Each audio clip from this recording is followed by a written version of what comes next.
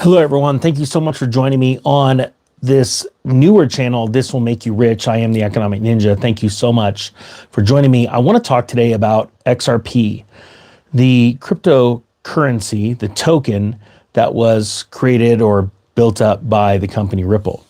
And there is a dangerous narrative out there that people need to be aware of, and that is the fact that there's so many darn different narratives. One of the narratives is that it's going to go to $100 tomorrow. It's going to go to $1,000 next month. And I know that sounds crazy, but a lot of people have bought into that. And I have a story about Russia right now. Russia joins the XRP revolution. Moscow exchange to launch futures. Now, this story comes out of coinpaper.com, and I want to show you some things that if you want to become wealthy in crypto, there's a couple things you need to seriously abide by. First off, you need to buy when nobody's buying. Okay, that's sort of now, but it isn't, because we're going to probably see more price weakness because the entire crypto market is coming down. Now, it is true that XRP has a lot of use cases. They are getting a lot of partnerships. Ripple, the company, is building up XRP exponentially. However, it doesn't stop the fact that every month about 1 billion XRP are released to sell through Ripple to whoever wants to buy them. And there are fewer and fewer buyers, and that is why the price keeps getting weak. Not only are retail investors completely tapped out and stressed out because we are now in the institutional time for institutions to be buying, because institutions buy crypto at really good times. Throw this out there real quick. Type XRP if you own XRP. I'm curious.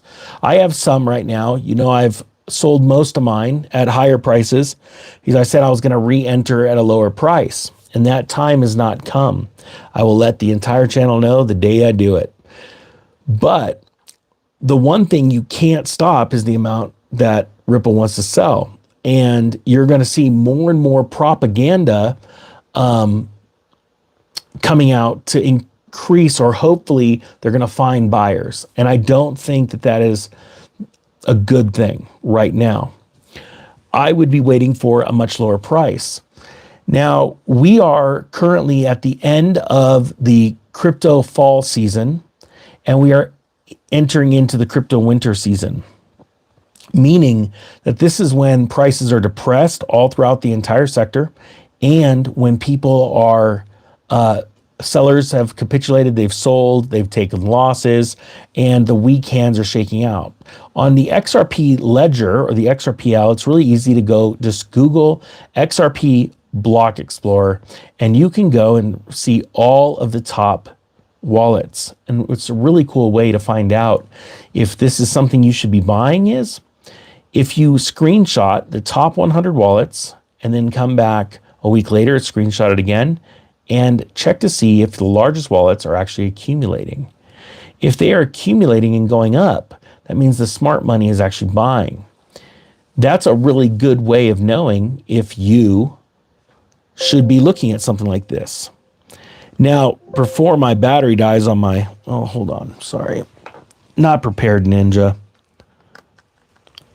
This story that I bring up about Russia, it talks about Russia moving to legalize XRP trading. Now, on the surface, this may sound really exciting and cool, right? And it may make you want to run out and buy XRP.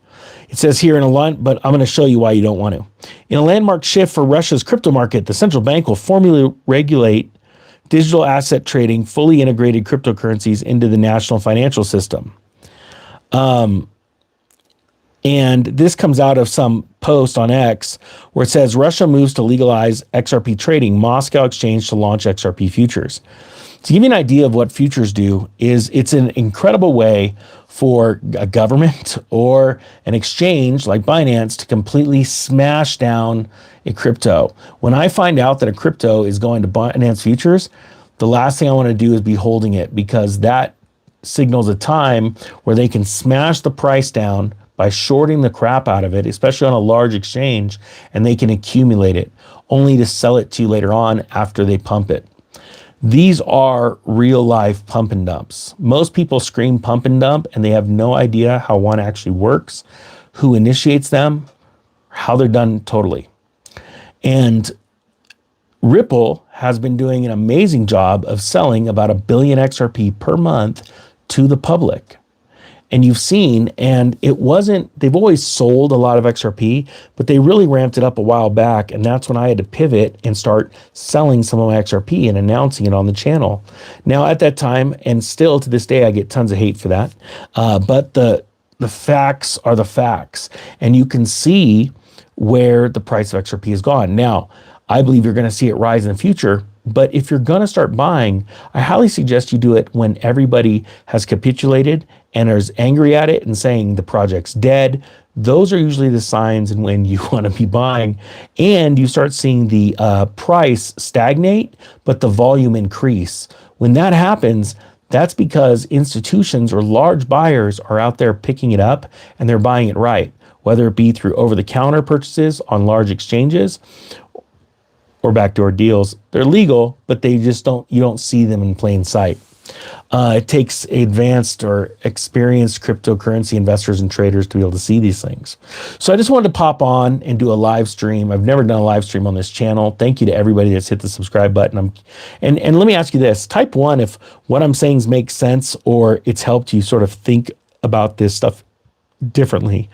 Because a lot of people, especially, people that pride themselves as being part of the XRP army, or people that are like, diamond hands or hold it forever. Those people just are losing right now. And they don't understand how to take profits, why you take profits, and when you would re-enter. Just because you sell some at a profit and you pay your tax on it and you go to cash doesn't mean you're going to never buy it again. This is a big deal when it comes to crypto, because I'm pretty soon, when we see low 50,000 range for Bitcoin, I'm going to be going into these altcoin markets and scooping them up. And I hope that other people are thinking like that too. But again, don't put all your eggs in one basket. Your cryptocurrency portfolio should be no more than 10 to 15% of your full wealth basket, because it's such a asymmetrical investment. It is so important that you understand how volatile those crypto markets are. If you put too much money into this, you could see it run up, and then before you know it, it's going to crash down, and then you've lost everything you have. All right, with that being said, thank you so much for watching. Thank you to all the subscribers on this channel. The Economic Ninja is out.